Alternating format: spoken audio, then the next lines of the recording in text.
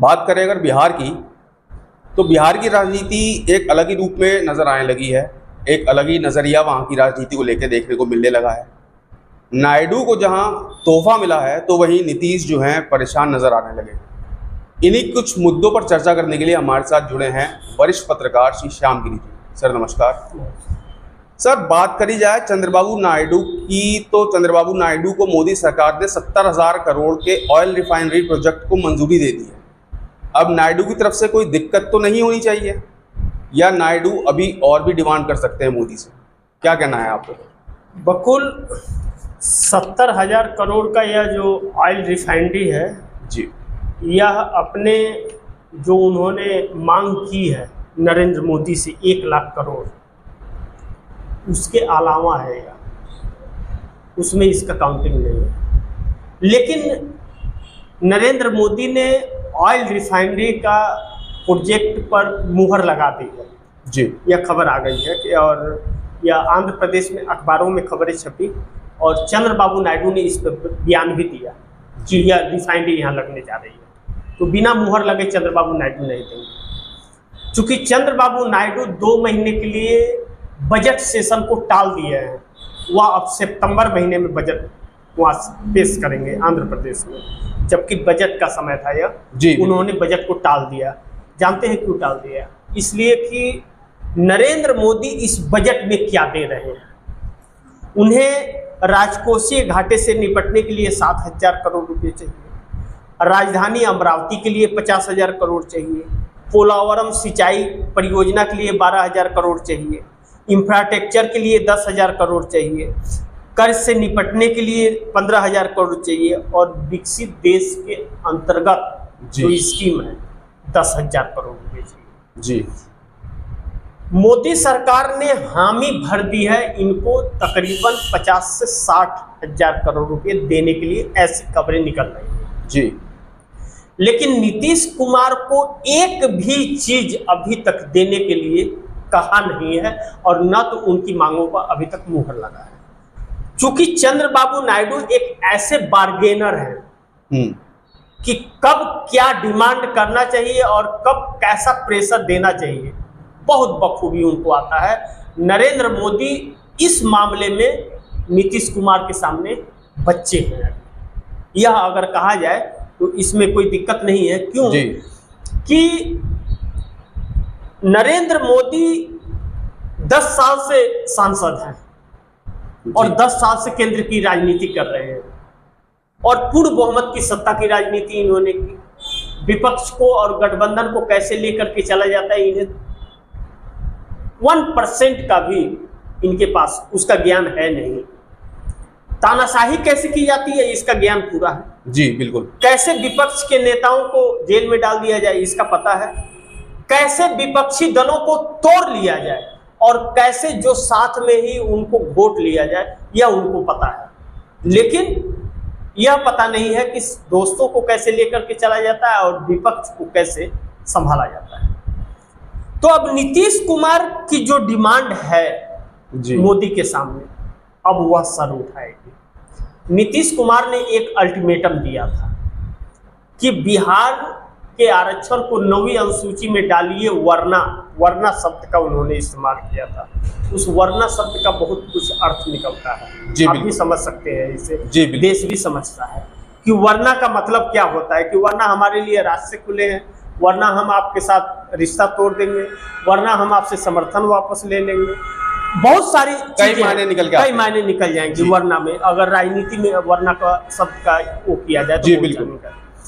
लेकिन एक संदेश जो नीतीश कुमार ने दिया कि अफसरों का ट्रांसफर और पोस्टिंग रोक दिया 31 जुलाई तक के लिए, और 31 जुलाई तक का नरेंद्र मोदी को समय दिया है, तब वरना शब्द का इस्तेमाल किया है। जो भारतीय जनता पार्टी के कोटे का जो ट्रांसफर पोस्टिंग था बिहार के अंदर, उसी को रोका है नीतीश कुमार ने। वह अफसर सही से काम नहीं कर रहे हैं। अब उसके लिए अभी हाल ही के दिन में नीतीश कुमार ने कहा, मैं आपके पैर पकड़ूं क्या, आप काम नहीं करेंगे। काफी वायरल हुई थी, और वह कुर्सी से उठ गए, सब वो हो गए एकदम से, और सबके सांस फूलने लग गए। बोले आपको काम करना पड़ेगा जी। हमारी सरकार है ये, आप बिना काम किए हुए पैसे नहीं ले पाएंगे, आपको काम करना पड़ेगा और सही से काम करना पड़ेगा। तो भाजपा को एक बहुत बड़ा संदेश उन्होंने दिया है, साइन नहीं, सिग्नेचर नहीं करके। अब जब 70,000 करोड़ की परियोजना के ऊपर मुहर लग गई चंद्रबाबू नायडू के, ऑयल रिफाइनरी जो पॉसिबल नहीं था आंध्र प्रदेश के लिए, उस पर मुहर लग गया, तो यानी कि नीतीश कुमार के रास्ते साफ हो गए जी। अब नरेंद्र मोदी यह सोच रहे होंगे कि चंद्रबाबू नायडू के 16 सांसद हैं और पवन कल्याण के 2 हैं, जिधर नायडू जाएंगे उधर ही पवन कल्याण जाएंगे, 18 सांसद हमसे पीछा साथ छोड़ा लेंगे तो हमारी स्थिति न घर की न घाट की कहीं की नहीं रह जाएगी जी। यह सोचते हुए उन्होंने हाँ कर दिया। लेकिन नीतीश कुमार भी अपना रंग दिखाने के लिए अब तैयार हो गए हैं। बिल्कुल बिल्कुल। चंद्रबाबू नायडू को देने का मतलब है कि जितना आप आंध्रा को देंगे उससे डबल अगर बिहार में नहीं ला सके नीतीश कुमार, तो नीतीश कुमार की फजीहत हो जाएगी बिहार में।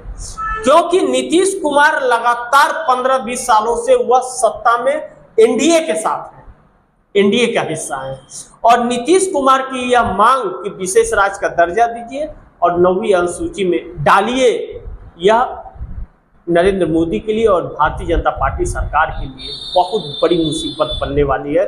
इससे इनकार नहीं किया जा सकता। बिल्कुल बिल्कुल। आने वाले समय में आप देखेंगे ये बजट सेशन में जो हंगामा होने वाले हैं और विपक्ष जो हंगामा करेगा वह मोदी सरकार के लिए मुसीबत हो जाएगी, और उस समय जवाब मोदी सरकार को ही देना पड़ेगा, वह नीतीश और नायडू के लोग नहीं देंगे जी उसका जवाब। क्योंकि एक एक चीज का विपक्ष इनके किए हुए 10 सालों के कर्मों को वह पार्लियामेंट के अंदर बजट सेशन में उठाएगा, और जो बजट पास करेगी, जो बजट पेश करेगी सरकार, विपक्ष इतना आसानी से उसको पास होने देगा, यह इम्पॉसिबल है, यह पॉसिबिलिटी नहीं है। तो नीतीश चंद्रबाबू नायडू की यहाँ तो खुशी है अभी, लेकिन गम जो है वह बिहार में छा गया है जी। लेकिन अगर मोदी सरकार यह सोच रही होगी कि ऑयल रिफाइनरी पे 70,000 करोड़ का मैंने सिग्नेचर कर दिया, ठप्पा लगा दिया, तो चंद्रबाबू नायडू चुप हो जाएंगे ना। चंद्रबाबू नायडू ने बजट पेश नहीं किया है, 2 महीने टाल दिया है, वह इस बजट का इंतजार कर रहे हैं। अगर मोदी नहीं रहेंगे तो वह किसी और बिजनेसमैन से बात करके, उद्योगपति से बात करके रिफाइनरी लगवा लेंगे। चंद्रबाबू नायडू इसमें बहुत माहिर हैं, वह जो उद्योग लगाना होगा वह लगा देंगे, चाहे मोदी रहे या ना रहे।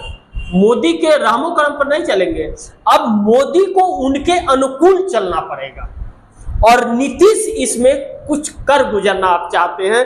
इस वक्त मोदी कमजोर है, मोदी सरकार कमजोर है, इनके बदौलत है। एक बैसाखी नीतीश कुमार की है, अगर नीतीश कुमार इस समय अगर केंद्र से नहीं ले सके तो वह फिर इसके बाद नहीं ले पाएंगे, यह सच है। जी बकुल जी सर, बात करी जाए अगर नीतीश कुमार की, तो नीतीश कुमार का क्या होगा सर? चंद्रबाबू नायडू के जो प्रोजेक्ट को मंजूरी मिलने के बाद नीतीश कुमार का जो रुख है, क्या वो और कड़ा हो सकता है या अब वो चुप बैठ जाएंगे? मतलब कहीं से ऐसी खबरें निकल के आ रही हैं, खबरें निकल के लगातार आती रहती हैं, तो ये भी खबर निकल के आने को सुनी है कि ऐसा हो सकता है कि कड़ा रुख अपना सकते हैं या फिर वो चुप बैठ जाएंगे। आपका क्या विचार है सर? नहीं बकुल, क्या नाम है कि नीतीश कुमार चुप बैठने वाले नहीं हैं।